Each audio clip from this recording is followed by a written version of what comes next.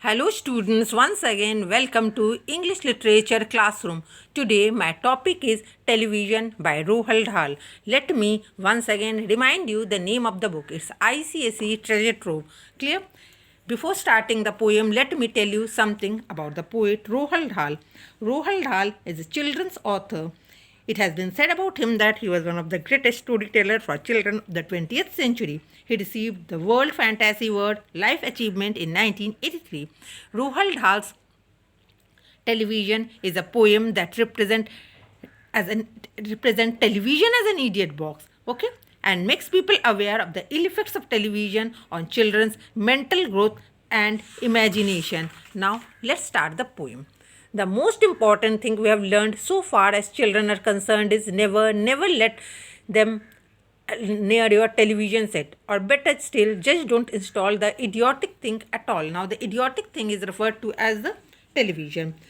The poet is telling that the most important thing they have known regarding children is that they should never be allowed to watch television. Moreover, a better solution to the problem would be not to install a television set in their houses. Okay, now the next paragraph. In almost every houses we have was them gapping at the screen. They loll and slop and lounge about. Loll and slop and lounge about means lazily. Just lazily the children watch the television and stare until their eyes pop out. Last week in someone's place, we saw a dozen eyeballs on the floor. Now the poet is telling that last week he had gone to someone's house and he saw a dozen eyeballs rolling on the floor in one house. Okay, now why it has happened? Because the children continuously watch television and therefore that eyeballs are rolling on the floors of the house.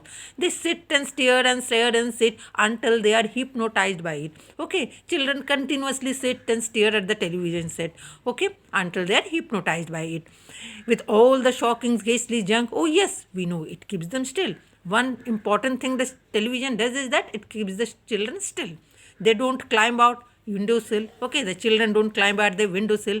They never fight or kick or punch. Okay, they don't fight, they don't kick or punch. They leave you free to cook the lunch. Okay, guardians or the parents can freely cook the food. Okay, they can wash the dishes in the sink. But did you ever stop to think, to wonder just exactly what it does to your beloved tot? It rots the sense in the dead head. It kills the imagination dead. Okay, now the poet is telling the children get so hypnotized by watching television that all they do is sit and stare at the television. Their minds get filled with the junk that is being telecast on it. The only benefit the television has is that it keeps the children occupied. Okay, they don't fight. Okay, and the parents get time to do their all household chores. Clear? Now look, these lines are written in capital letter just to emphasize, okay, the negative effect of the television. Clear? Look, what are the negative effects of television? It clogs and clutters up the mind. It makes a child so dull and blind. He can no longer understand a fantasy, a fairyland. His brain becomes as soft as cheese. His power of thinking rusts and freezes. He cannot think, he only sees.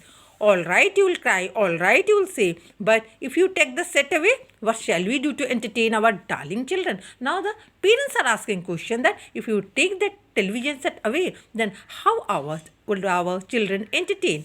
Now the poet is giving answer. Please explain. Okay, parents are telling this. We will answer this by asking you what is the darling wants to do. How is the keep themselves contented before this monster was invented. Now the poet is telling them how the children used to keep them happy. Contented means happy when the TV was not invented. Have you forgotten? Don't you know? We will say it very loud and slow. Okay, they used to read. Before the children used to read, they used to read and read and read and then proceed to read some more great Scott Gageoks. One half their lives was reading books. Okay, one half of their lives is reading book. The nursery shelves held book galore. The nursery shelves were filled with books.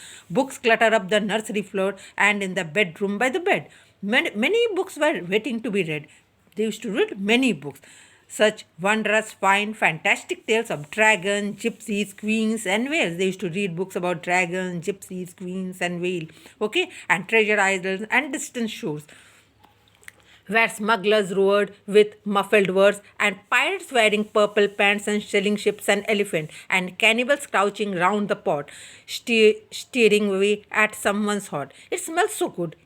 The poet is telling the book smells so good. What can it be? Good gracious, it's Pantalope. Younger ones, now the younger children. Okay, now what they used to do? They used to read Beatrix Potter with Mr. Todd the Dirty Daughter, Squirrel Nutkin, Pigling Blonde, and Mrs. Tiggy Winkle, and just how the camel got his hump, and how the monkey lost his drum. All these are the name of the book the children used to read. Okay, and Mr. Todd and Bless My Child. There's Mr. Rat and Mr. Mole. Oh, books! What books they used to know? They used to know about different kinds of book. Okay, during those days when television was not there, those children living long ago. So please, we beg, we pray. Okay, the poet is telling that I'm begging you that please throw away your TV set away, and in that place, what you would do? You would install a lovely bookshelf. Okay, they fill with self with lots of books, and in that bookshelf, fill that bookshelf with lot of books, ignoring all the dirty looks. Then all the dirty looks would be ignored.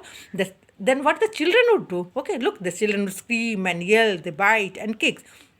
Children, perhaps they may hit you also with sticks. Fear not. Okay, the poet is advising the guardian not to fear, because we promise you that in about a week or two, or having nothing else to do, within week or two, everything would be okay. Okay, they will now begin to feel the need of having something to do it. And once they start, oh boy, was the slowly growing joy. Once they will start reading, you will see that they would fill with joy.